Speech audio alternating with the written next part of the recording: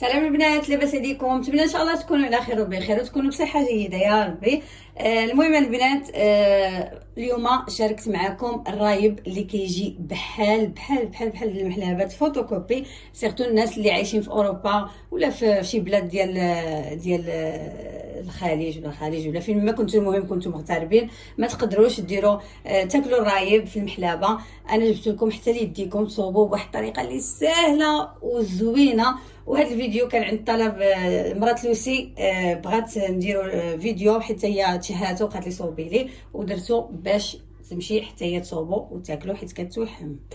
دعيو معاها ان شاء الله بالفكاك. المهم ان شاء الله هاد لا فيديو غادي تكون على هاد الرايب اللي صراحه كيجي روعه وكيجي واعر وكيجي كي تشوفوا جامد. لميها حيدوها شوفوا كي كيجي شيو طق كيجمد سير بلاص. خليكم مع الفيديو باش نوريكم المقادير والطريقه. المهم البنات بالنسبه للمقادير اللي غادي نحتاجو في الرايب سهله زعما دغيا. المهم كتحتاجوا، المهم انا ندير لكم قياس ديال لتر د الحليب. بالنسبه لتر الحليب يعني طرو بحال هكا ديال الحليب غنحتاجو دانون. بالنسبه للناس ديال المغرب ياخذوا دانون كريمي، يعني فاني دانون كريمي كيف ما كان. دانون التباكله في المغرب كاين شكيلات زوينين، ياخذوا واحد دانون. انا خديت هنايا دانون السوس لان دانون فاني هنايا عندنا بالفاني بالنقط ديال الفاني وداكشي وما كيعجبنيش يجي فيه النقط، وهذا كناخذ غير دانون السوس.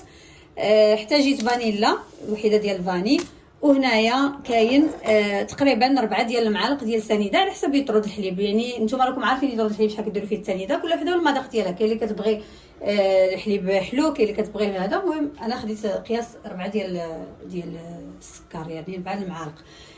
بالنسبه للرايب باش تغيروا بلكم، الا كانت عندكم الماكينه ديالو انا نوريها لكم، هذه كان احسن. الا كانت هذه الماكينه كان احسن غيروا بلكم، يعني توجدوا تغيروا بلكم هذه اللي كديروا فيها الكويسات وعندها الغطايه. الا كانت عندكم هذه مزيان فيها هنايا كتشعليها وكتسخن لك الرايب. ما كانتش عندكم انا دابا غنديروا معكم غير بالكوكوط. غادي ديروا غير كيسان. المهم هادو الكيسان ديال هذيك الا كنتو غديروا في الكيسان، سينو غادي تاخذوا غير كيسان بحال هكا وغتغطيوهم بالبابي الومنيوم وغادي تحشيوه في داك الكوكوط. بالنسبه للكوكوط كنعمروها، يعني كنصوا داك الكيسان بالماء طايب، كنديروا فيه الماء طايب وكنغطيو عليه الكوكوط ونديروا واحد الغطاء ولا شي حاجه ولا فوطه فوقها ونخليوها باش يجيكم الرايب قاصح وواعر. من الاحسن ديروه اليوم كلوه حتى الغدا. الا كنتم مزروبين به وداك الشيء تقدروا ديروه بحال دابا في هذه الوقيته وتاكلوه في السحور، ولكن ما غاديش يروب مزيان. هو من الاحسن ديروه الليله قبل باش كيصبح، لان خصو يجمد مزيان. راه كيجي غزال، كيجي بحال الرايب ديال مالين المحلابات، سيرتو الناس اللي في الالمان يعني ولا في فرنسا ولا في شي بلاد من غير المغرب ما غاديش يقدروا يلقاو هذاك الرايب ديال المغرب وغيتشهاوه. ديروه معاه الحريشات اللي كنت درت لكم داك النهار وكلوا بالصحه والراحه، غادي يعجبكم. غنبداو دابا على بركه الله الطريقه. بالنسبه للطريقه غادي ناخذوا نص لتر ديال هذا الحليب غنطيبوه بحال هكا. انا دابا غنديرو معكم هنا غادي نطيبو في طنيجره ولا في كويسرينه. وقولوا لي فين كيطيبوا الحليب الناس لا هذه زدت فيها. المهم غطيبوا يا لاله بنت سيدي النص ديال الحليب غادي يكون سخيخن يعني طايب، غنخليوه هنايا يطيب. والنص الاخر غادي نديروه في واحد الكسرونه ولا في واحد لعبه فين كتخلطوا شي لعبه. انا عندي اللعاب شي لعيبه تركبوا بحال هكا، وغادي نخلطوا فيه دانون والسكر وسميتو والفاني. ناخذوا هذا السكر هذا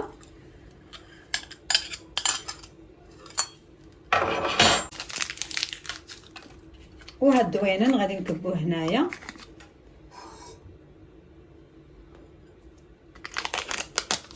نحيدوا له الماء الا كان فيه الماء، هذا فيه شويه الماء.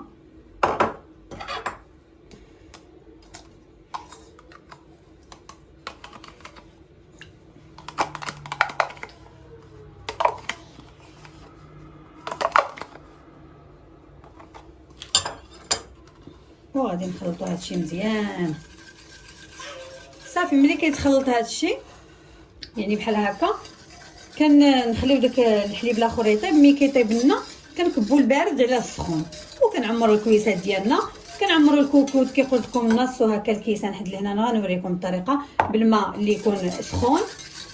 طيب انا نطيبو دابا معكم وصافي. خليوه كل ما بقى كل ما مزيان كيجيكم رايب ديال الفريع. ما ديروا فيه لا نياق، ما ديروا فيه لا داك السيرو ولا حتى شي حاجه، يعني طبيعي مصوبينو بيديكم. والمذاق ديال المحلابات بالضبط. المهم نخلطو تما نتسناو حتى يطيب الحليب ونرجع معكم. المهم البنات هنايا الحليب ديالي راه طاب. غادي نحاول انني نكب البارد على السخون. كتشوفوا هذا البارد وهذا السخون باش يبان لكم.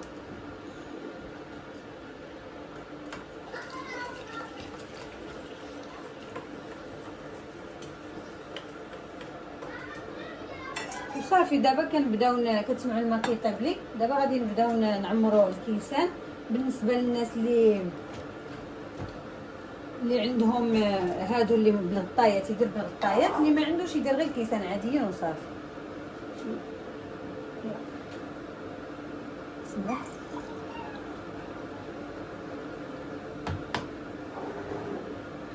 انا درت معاكم هكا وهكا، يعني باش تعرفوا انهم راه كيجيو بحال اللي بالغطايه ولا بحال اللي بابي الومنيوم.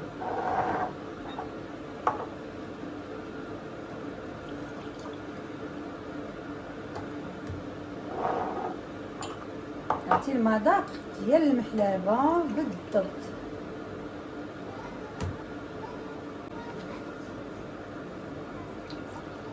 كيدوز لكم. انا بحال دابا يومين ولا هذا كيدوز لي، ماشي غير نهار.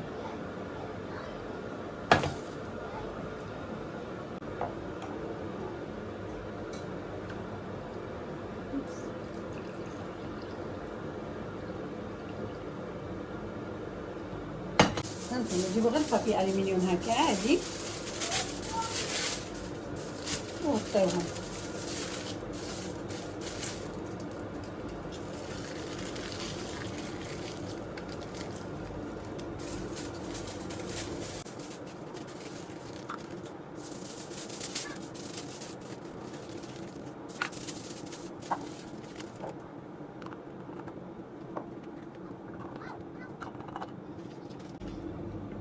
غادي نجيب دابا الماء طايب وغادي نكبو في الكوكوط باش نحط عليه الكيسان.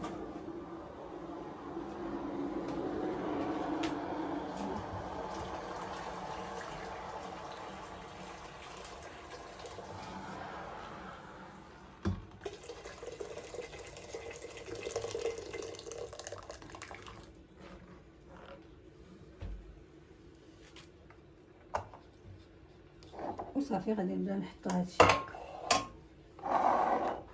كنقول لكم من الاحسن تبيتوه الا تشهيتوه. اوكي الا تشهيتوه ديك الساعه تقدروا